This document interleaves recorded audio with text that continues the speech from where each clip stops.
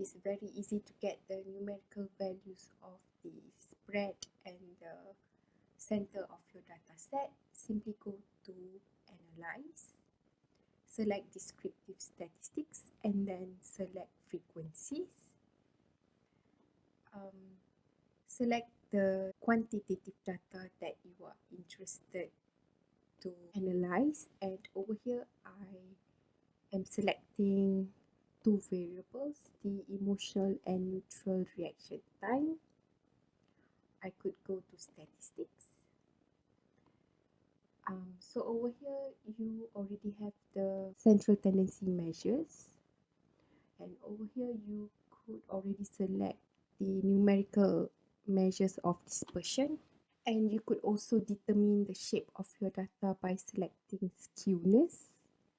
Select continue and click OK.